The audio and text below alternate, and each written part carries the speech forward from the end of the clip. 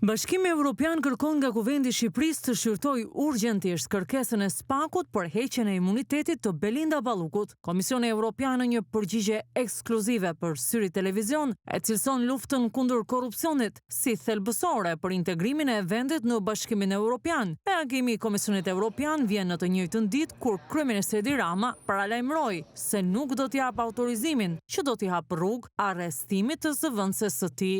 Është përgjegjësi e Kuvendit të Shqipërisë që të shqyrtojë pa vonesë kërkesat për heqjen e imunitetit të anëtarëve të tij. Lufta efektive kundër korrupsionit është me rëndësi thelbësore për përparimin e Shqipërisë drejt anëtarësimit në Bashkimin Evropian, që përbën edhe pritshmërinë e qytetarëve shqiptar. Institucionet e Bashkimit Evropian janë në dialog të vazhdueshëm me autoritetet shqiptare. Mbledhja e Komitetit Bashkimit Evropian Shqipëri për drejtësinë, lirinë dhe sigurinë do të zhvillohet në fillim të muajit mars dhe do të shërbejë si një mundësi për të vijuar diskutimet mbi reformën në drejtësi në vend.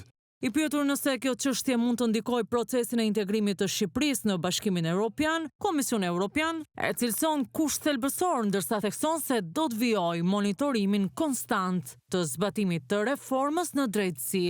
Bashkimi Evropian i kushton një rëndësi të veçantë sundimit të ligjit dhe pavarësisë së gjyqësorit në Shqipëri, si edhe punës së kryer në kuadër të reformës në drejtësi. Komisioni Evropian monitoron dhe raporton mbi përparimin në këtë fushë në kuadër të negociatave të anëtarësimit në Bashkimin Evropian. Ne do të vazhdojmë të monitorojmë nga afër dhe të mbështesim forcimin e sundimit të ligjit dhe pavarësisë së gjyqësorit në Shqipëri, si pjesë përbërëse e procesit të integrimit evropian të vendit. Alarmi i Komisionit Evropian vjen teksa prej muajit dhjetor Partia Socialiste dhe Kryeministri Edi Rama po mbajnë në sirtaret e Kuvendit kërkesën e SPAK-ut për heqjen e imunitetit të Belinda Ballukut, që do të çonte në pranga zëvendës kryeministren, ndërsa këtë të hënë Rama njoftoi se maxhoranca nuk ka në plan të shqyrtojë kërkesën e prokurorisë speciale.